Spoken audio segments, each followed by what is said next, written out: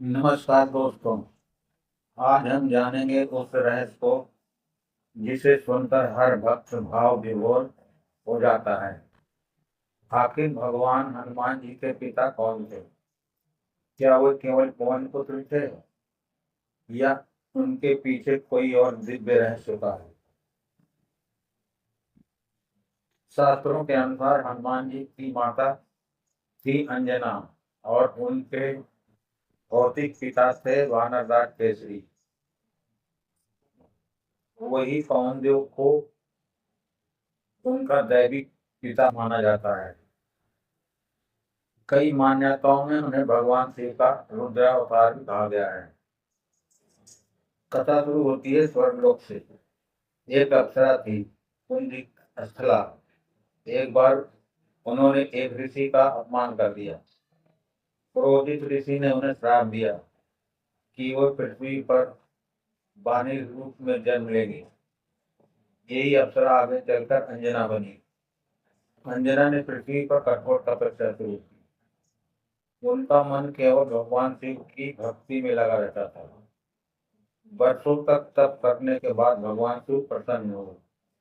उन्होंने वरदान दिया कि उनके अंश से एक महान तेजस्वी पुत्र जन्म लेगा, जो संसार में धर्म की रक्षा करेगा। उसी समय अयोध्या में राजा दशरथ पुत्र प्राप्ति यज्ञ कर रहे थे। यज्ञ से प्राप्त दिव्य खीर को रानियों में बांटा गया। कथा के अनुसार उस खीर का एक अंश पवन देव के माध्यम से अंजना तक पहुंचा। उसी दिव्य प्रसाद और शिव कृपा से हनुमान जी का जन्म हुआ। इसी कारण हनुमान जी के कई नामों से पुकारा जाता है। अंजनी पुत्र, केसरी नंदन, पवन पुत्र और शंकर सुमन। वानर राज केसरी अत्यंत पराक्रमी थे।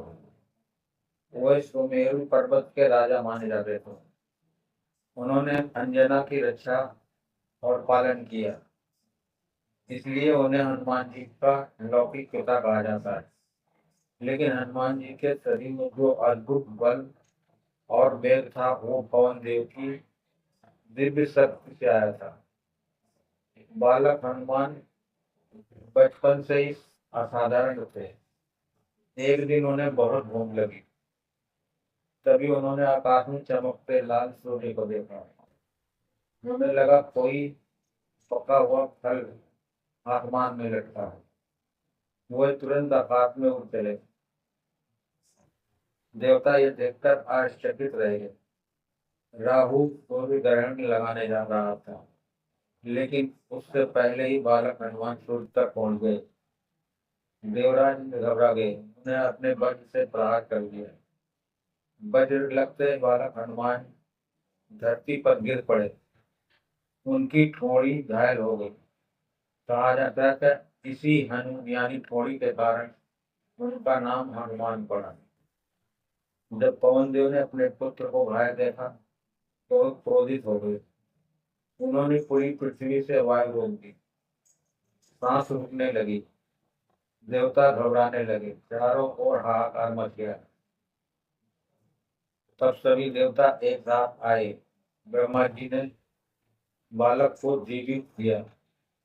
इंद्र ने वरदान दिया कि उनका वज्र अब कभी हनुमान जी की हानि नहीं पहुंचाएगा। सूर्यदेव ने ज्ञान देने का वचन दिया।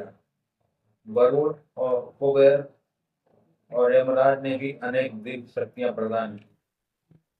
उस दिन से हनुमान जी केवल एक वानर बालक नहीं रहे, बल्कि देवताओं की शक्तियों से युक्त दिव्य महावीर बन गए। लेकिन उनकी शक्ति इतनी अधिक थी कि बचपन में वह ऋषियों को भी परेशान करने लगे। तब ऋषियों ने उन्हें श्राप दिया कि वह अपनी शक्तियां भूल जाएंगे, और जब कोई उन्हें याद दिलाएगा तभी वह अपनी शक्ति पहचान पाएंगे। यही कारण था कि समुद्र पार करने से पहले जामवन ने उन्हें उनकी शक्ति का स्मरण कराया था। दोस्तों, हनुमान जी की यह कथा हमें सिखाती है कि मनुष्य के भीतर भी अपार शक्ति होती है। जरूरत केवल उसे पहचानने की होती है। अगर आपको यह कथा पसंद आई हो तो वीडियो को लाइक करें और जय श्री राम लिखें। तो भक्तों आप दूसरा भाग सुनते हैं। पिछले भाग में आपने जाना कि हनुमान जी का जन्म कैसे हुआ। आज हम जानेंगे कि आखिर उन्हें पवन पुत्र क्यों कहा गया और वो कैसे हुए भगवान श्री राम के सबसे प्रिय भक्त बने हैं। हनुमान जी के जीवन में पवन देव का बहुत बड़ा योगदान था। जब बालक हनुमान घायल हुए थे तब पवन देव ने अपने पुत्र के लिए पूरी सृष्टि की वायु रोक दी थी। इसी घटना के बाद देवताओं ने उन्हें पवन पुत्र कहा। समय बीतता गया, हनुमान जी बड़े होने लगे। उनके अंदर अपार शक्ति थी। केवल ऋषियों के श्राप के कारण वह अपनी शक्तियों को भूल चुके थे। फिर भी उनका मन ज्ञान प्राप्ति में लगा रहता था। उन्होंने सूर्यदेव को अपना गुरु बनाया। कहते हैं कि सूर्यदेव हमेशा आकाश में चलते रहते थे, इसलिए उन्होंने कहा कि वह रुककर शिक्षा नहीं दे सकती। तब हनुमान जी ने सूर्य के रथ के सामने उड़ते हुए चलते रहे और उसी दौरान उन्होंने वेद, शास्त्र और 9 विद्याओं का अध्ययन प्राप्त किया। गुरु दीक्षा मांगने पर सूर्यदेव ने कहा, मेरे पुत्र सुग्रीव की रक्षा करना। यहीं से हनुमान जी का संबंध किष्किंधा से जुड़ गया। उधर अयोध्या में भगवान श्री राम वनवास में थे। माता सीता का हरण हो चुका था।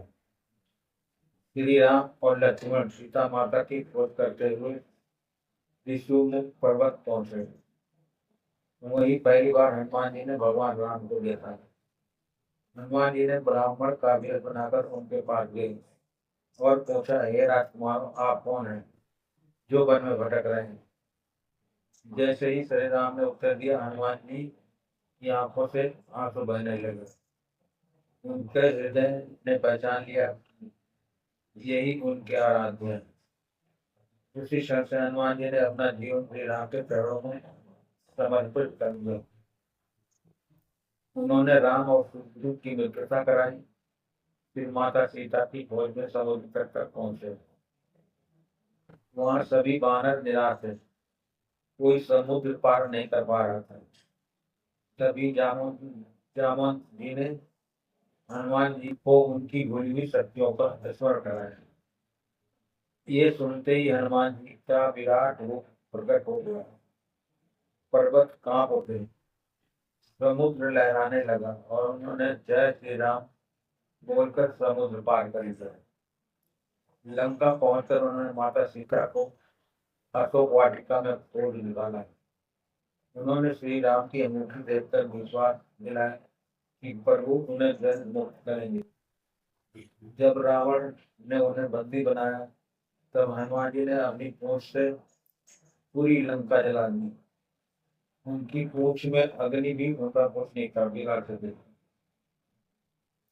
रामायण का सबसे बड़ा संदेश यही है, शक्ति तभी महान बनती है जब उसमें भक्ति जुड़ जाए। हनुमान जी के पास बल था, ज्ञान था, सिद्धियां थी, लेकिन उन्होंने सब कुछ भगवान राम की सेवा में लगा दिया। इसलिए आज भी करोड़ों लोग संकट में सबसे पहले हनुमान जी को याद करते हैं। कहते हैं जहाँ राम कथा होती है वहाँ किसी न किसी रूप में हनुमान भी अवश्य उपस्थित रहते हैं। आज हम जानेंगे कि वो रहस्य जिसे सुनकर हर भक्त का हृदय श्रद्धा से भर जाता है। आखिर हनुमान जी को अमर क्यों कहा जाता है? क्या वह आज भी धरती पर मौजूद है और कलयुग में वे अपने भक्तों की रक्षा कैसे करते हैं? शास्त्रों में हनुमान जी को चिरंजीवी कहा गया है, यानी ऐसा दिव्य महापुरुष जो युगों युगों तक जीवित रहता है। माना जाता है कि इस धरती पर 8 चिरंजीवी हैं और उनमें बजरंग बली भी शामिल है।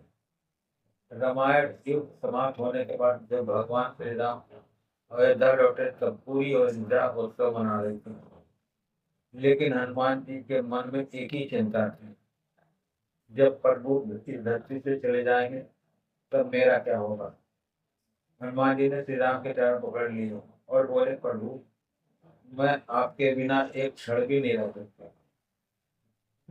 तब भगवान श्री राम मुस्कुराए और बोले, हे हनुमान, जब तक इस संसार में मेरा नाम लिया जाएगा, मेरी कथा कहीं कही जाएगी, तब तक तुम इस धरती पर रहोगे।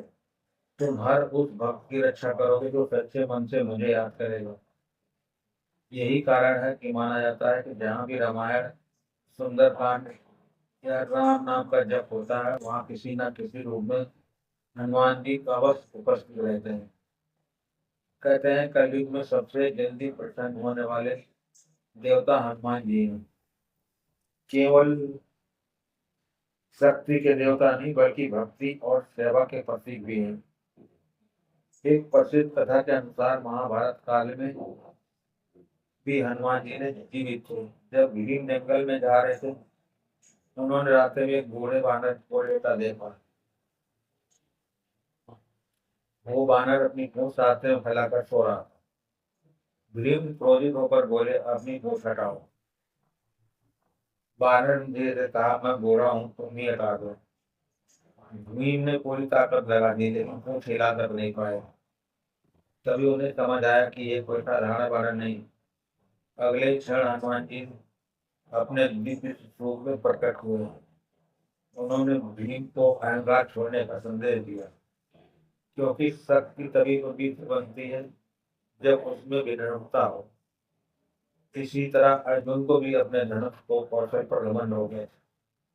तब श्री कृष्ण ने उन्हें हनुमान जी का महत्व समझाया। बाद में हनुमान जी अर्जुन के रथ के ध्वज पर विराजमान हुए और पूरे महाभारत युद्ध में उनकी रक्षा की। दोस्तों, यही कारण हनुमान जी को संकट मोचन कहा जाता है। मान्यता है कि अपने भक्तों का भय, नकारात्मक शक्तियों और संकटों से बचाते हैं। हनुमान चालीसा में लिखा है, संकट मिटे मिटे सब पीरा, जो सुमेरे हनुमत बलबीरा।